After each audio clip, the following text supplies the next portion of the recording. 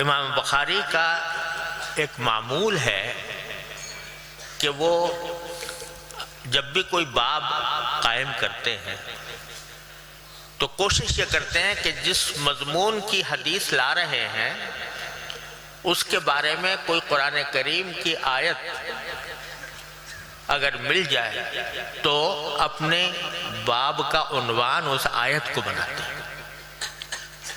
بتلانا یہ مقصود ہوتا ہے کہ نبی کریم سرور دو عالم محمد مصطفیٰ صلی اللہ علیہ وسلم کی احادیث وہ در حقیقت قرآن کریم کی تفسیر ہے۔ تو جگہ جگہ قدم قدم پر وہ اس حقیقت کو واضح کرتے ہیں کہ جو حدیثیں ہم روایت کر رہے ہیں وہ رسول کریم صلی اللہ علیہ وسلم کی طرف سے قرآن کریم کی تفسیر ہے۔ اس حقیقت کی وجہ سے وہ باب کا آغاز کسی آیت سے کرنے کی کوشش کیا کرتے ہیں۔ اور یہ تو آپ نے پڑھا ہی ہوگا کہ امام بخاری رحمۃ اللہ علیہ ہر حدیث کے اوپر پہلے تنقید کی چھلنیوں میں اس کو چھانتے ہیں، اس کی سند کو، ایک ایک راوی کے حالات سے باخبر ہیں کہ کون سا راوی کس درجے کا ہے اور اس کا علم کیسا ہے، اس کا حافظہ کیسا ہے، اس کی دیانت کیسی ہے، اس کا تقوی کیسا ہے، اور پھر سند میں اتصال ہے کہ نہیں، وہ راوی جو اپنے استاد کا نام لے رہا ہے اس سے ملاقات بھی ہوئی ہے کہ نہیں، اس سے سنا بھی ہے کہ نہیں، یہ سارے تنقید کی چھلنیوں میں چھالتے ہیں پہلے حدیث کو۔ حدیث کی صحیح کی جو تعریف آپ نے پڑھی ہے، ما رواہ العادل التام الضبط من غیر انقطاع فی الاسناد ولا علت ولا شذوذ، اس کی یہ چھاری چھلنیاں ہیں۔ رسول کریم صلی اللہ علیہ وسلم کی احادیث ایسی بات نہیں ہے کہ جو کھڑا اٹھ کے کہہ دے کہ حضور نے یہ فرمایا، تو اس کو سند کی تحقیق کرتے ہوئے اس کو چھلنیوں میں چھانتے ہیں، اور چھاننے کے بعد جب حدیث کے بارے میں اطمینان ہو جاتا ہے کہ یہ صحیح کی شرائط پر پوری اترتی ہے تو پھر اپنی کتاب میں درج کرنے کا ارادہ کرتے ہیں، لیکن اس ارادے سے پہلے 2 رکعتیں استخارے کی پڑھتے ہیں۔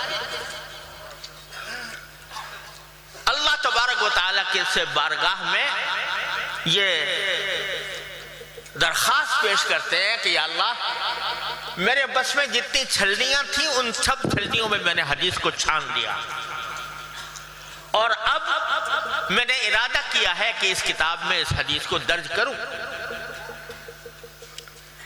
آپ کی کیا رضا ہے، واقعی درج کرنا چاہیے یا نہیں؟ استخارہ ایک ایک حدیث کے اوپر استخارہ فرمایا، اور بعض روایات سے معلوم ہوتا ہے کہ غسل کیا اور غسل کر کے استخارہ کیا۔ جب اس کے بعد اطمینان ہو گیا کہ یہ حدیث صحیح کی شرائط پر پوری اترتی ہے تو پھر انہوں نے اس کو درج کیا۔ اسی لیے کوئی معمولی بات نہیں ہے امام بخاری کو جو مقام حاصل ہوا پورے عالم اسلام میں۔ بخارا کے رہنے والے، ازبکستان کے رہنے والے، عربی زبان ان کی مادری زبان نہیں، اور اہل عرب کا آپ نے شاید تجربہ کیا ہو یا نہ کیا ہو، میں نے بہت کیا ہے کہ اہل عرب جو ہے وہ کسی عجمی کو دین کے معاملے میں گھاس نہیں ڈالتے۔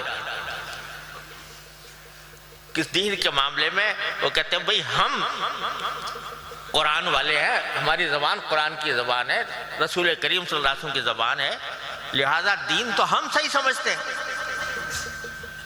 تو وہ کسی اجمی کو آسانی سے تسلیم کرنا ان کے لیے بہت مشکل ہوتا. لیکن یہ بخارا میں پیدا ہونے والا